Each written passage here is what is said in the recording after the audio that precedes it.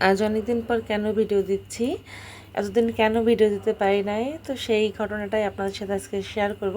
Hello everyone, আসসালামু আলাইকুম। সবাই কেমন আছেন? আশা করি সবাই ভালো আছেন। আল্লাহর রহমতে আমিও ভালো আছি। বরাবরের মতো নতুন আরও একটা ভিডিও নিয়ে আপনাদের সামনে হাজির হয়ে গিয়েছি। আশা করি আমার আজকের ভিডিওটা আপনাদের ভালো লাগবে। অনেক দিন হয়ে গিয়েছে ভিডিও দিতে পারছিলাম না, তো কেন ভিডিও দিতে পারিনি সব কিছুই আপনাদের সাথে শেয়ার করব। তার আগে আমার ব্যালকনি বাগানটা একটু আপনাদের সাথে শেয়ার করি। তো দেখেন, এই যে গাছগুলো দেখছেন, এই গাছগুলো আমি কলেজ থেকে নিয়ে আসছিলাম। আর এইখানে একটা রজনীগন্ধার গাছ নিয়েছি। তো এটার প্রাইস আমার কাছে রেখেছিল 100 টাকা।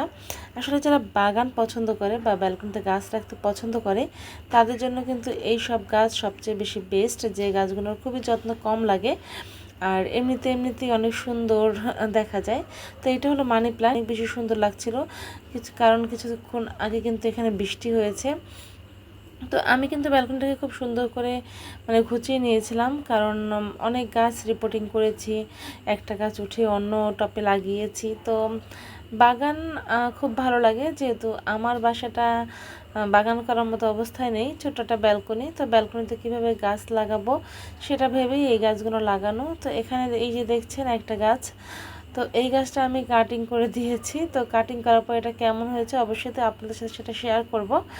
তো যাই হোক না কেন, এই গাছটা কাটিং করলে নাকি অনেক বেশি শাখা প্রশাখা বের হয়, তো যার কারণে এটা কাটিং করে দিব আজকে।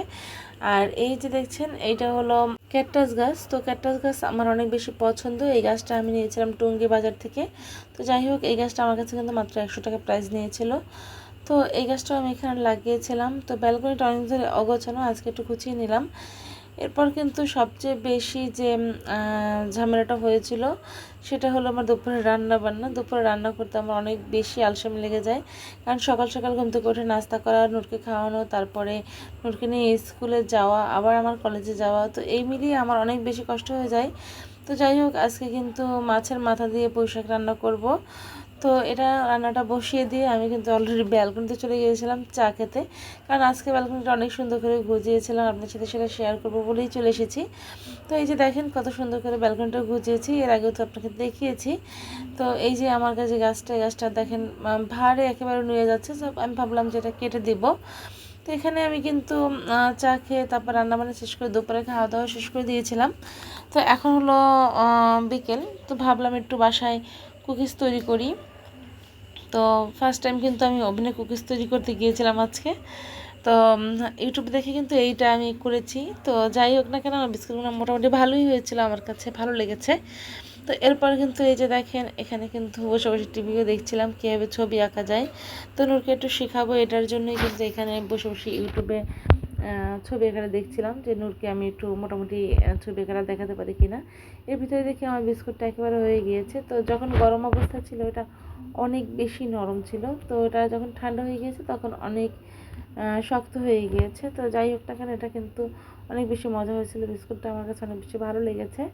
তো মাঝে মাঝে আমি এটা বাসায় বানাই, কিন্তু নূর অতটা বেশি বিস্কুট পছন্দ করে না, যার কারণে কিন্তু আমি এটা নিজেদের জন্যই বানাই, নিজেরাই খাওয়া দাওয়া করি। তো যাই হোক না কেন, দেখেন বিস্কুটটা কিন্তু শক্ত হয়ে গিয়েছে, এখন ঠান্ডা হয়ে গিয়েছে। তো একটু বাসায় তৈরি করে নিলেই হয় এরকম করে। তো এটা ছিল কোরবানির ভিডিও, যেহেতু আমরা এবছর কোরবানি দেইনি। তো কোরবানি না দেওয়ার কারণ কিন্তু নুরের বাবা বাজার থেকে কোরবানির আগের দিন মাংস কিনে এনে রেখেছিল বাসায়। তো সেটাই এখানে কিন্তু খুব সুন্দর করে ম্যারিনেট করে রেখেছি সব কিছু দিয়ে। আর এরপরে কিন্তু আমি এখানে বসিয়ে দিয়েছি। তো আজকে বানাবো হলো গরুর মাংসের কালো ভুনা। তো এটা বানানো অনেক বেশি কঠিন মনে হয়েছে আমার কাছে, অনেক সময় লাগে এটা রান্না করতে। তো যাই হোক, এখানে কিন্তু আমি বসিয়ে দিয়েছিলাম গরুর মাংসের কালো ভুনাটা। তো রান্না করছিলাম দুপুরে, আছে কিন্তু তেমন বেশি রান্নাবান্নাও করিনি, শুধু গরুর মাংস, করলা ভাজি, তার সাথে পোলাও রান্না করেছিলাম। তো যাই হোক না কেন, এভাবে আমার দিন কেটে গিয়েছে। আর ঈদের দিন সকালে খাবার জন্য হালিম রান্না করেছিলাম আর সেমাই রান্না করেছিলাম। তো ওইভাবে কোনো ভিডিও করতে পারিনি, যতটুকু করেছি আপনাদের সাথে সেটাই শেয়ার করছি। তো যাক, ঈদের খাওয়া দাওয়াটা হলো। এরপর কিন্তু আমি বলেছিলাম আপনাদের কাছে যে এইটা আপনাদের সাথে শেয়ার করব, যে গাছটা কেটে দিয়েছি সেটা। তো যাই হোক, আপনাদের কাছে বলতে চেয়েছিলাম এতদিন কেন ভিডিও দিইনি। এতদিন ভিডিও না দেওয়ার কারণ আমার মোবাইলের ডিসপ্লেটা নষ্ট হয়ে গিয়েছিল। তো মোবাইল নষ্ট থাকার কারণে কিন্তু ভিডিও তৈরি করতেও পারিনি, মেক করা ছিল যদিও। তো এই কারণে আর কি অনেক বেশি লেট হয়ে গিয়েছে, যার কারণে কোরবানির ভিডিও আর কিছু ভিডিও অ্যাড করে আপনাদের সাথে আজকে ভিডিওটা শেয়ার করা। জানি না আমার ভিডিও আপনাদের কাছে কেমন লাগবে, যদি ভালো লাগে অবশ্যই চ্যানেলটা সাবস্ক্রাইব করে আমার পাশে থেকে ধন্যবাদ সবাইকে।